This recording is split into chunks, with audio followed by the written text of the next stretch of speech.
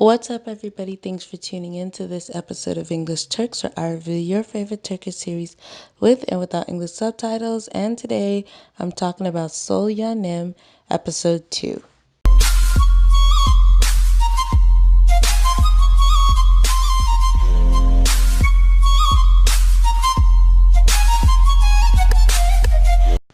Just finished watching the episode, and although the story has gotten a little bit deeper, I think this show deserves like a C plus rating. And I know a lot of people are going to be mad with me, but don't get me wrong. I still love Osuke. I still love, the fact that she has a series.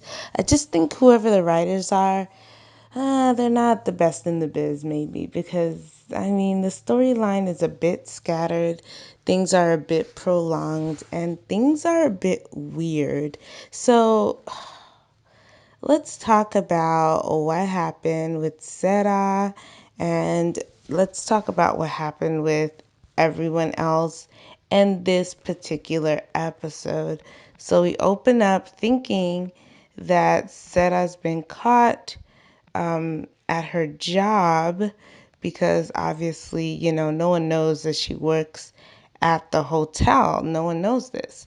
And so the way we ended last week's episode, it seems as if Selim is, you know,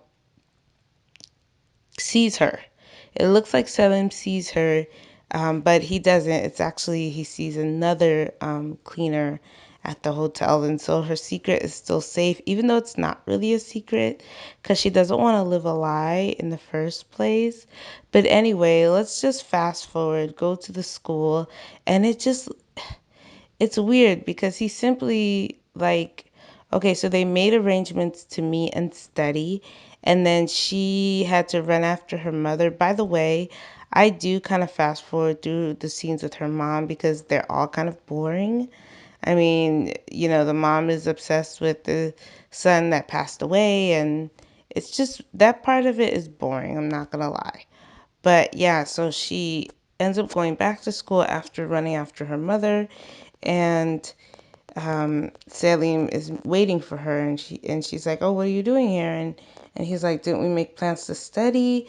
And then she gets really defensive and gets really angry with him, which I completely like. It made absolutely no sense. It makes her look like she has issues because even though we do know she has issues, but in a different way. Because she did the same thing to Burak when he just asked her a simple question. She got super defensive and for no reason. It's like of no point. But anyway, so they get into this little argument, her and Salim, and then things are like just tense between the both of them. In the meantime, the girl that's crazy about him, I can't pronounce her name. I think it's Biririk. I think that's Birikik. I think that's how they say her name. Yeah, she installed some kind of program on Salim's computer so she can watch him, without him knowing, which is kind of weird and kind of obsessive. And then they kind of show, Burak is getting a little bit more obsessive with Sera. And the whole story plot is just weird. It is. Some of the cute things that happened was Burak tried to get the teacher to give him someone to help him study, but instead it backfired on him, and he got another girl that he has to help her study. And yeah, that was cute and funny, I guess. Um, it's just such a weird like story plot line going on. We have this mysterious guy who's following around the mother and the daughter, making sure that everything that is going well with the both of them. And then we have this guy that just came out of jail, and he's now become obsessed with Sarah. And then we have this girl, what's her name? Julia, who like immediately tries to commit suicide because Salim is not paying her any attention, which Okay, I can get it, especially if she has multiple personality disorders. I can understand it. What I could not understand was Salim's response to that because he had absolutely no compassion. And I mean, like, seriously, that was something really wrong with that. Like, someone's about to lose their life, and he had absolutely no compassion. That's very, very weird. And he's supposed to be like the guy that we're all rooting for in this story. I understand he has some issues. You know, he caught his dad cheating on his mom, and then his dad actually ends up marrying the woman that he cheated on his mom with, even though his mom was sick at the time. And then we're under an impression that she kind of had to have molested him or had some kind of relationship with him when he was growing up. And it's even proven so more in this episode when Birikik came to the house and did all that stuff on the computer. And you could tell the stepmom was a little jealous of her.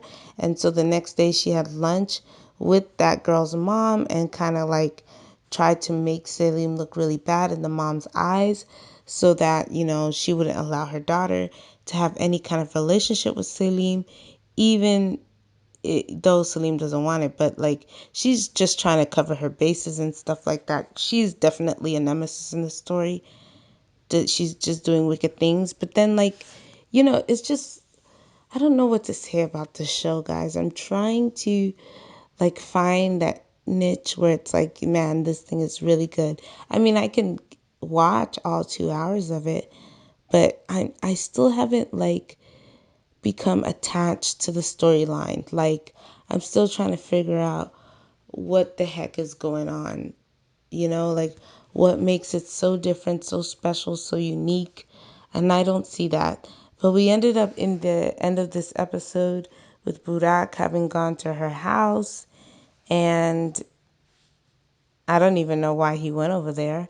But then we also see Selim going to this older woman's house and starts making out with her, which I'm assuming because of the trauma he experienced from Asena, his stepmother, probably abusing him as a child, he probably developed something for older women and attached himself to this older woman that he went to her house. I mean, it's weird, guys. Let me know what you think about this show.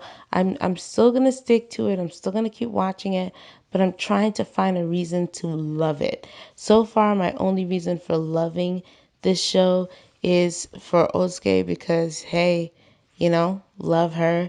And also, the mom, which I guess is her aunt. In the show, she calls her aunt that lives in the house with her. She came from another series, Afili Ashk. Remember? She was Isay's mom in Afili Ashk. So yeah, I was happy to see her. I also recognize Julia, but I don't really know what series I saw her in before. But I recognize her face. She's played in other. She had to have played in something else that I've seen before. Not too sure. But yeah, so let me know what you guys think about this show, what you think about episode 2, and I will talk to you guys in the next podcast.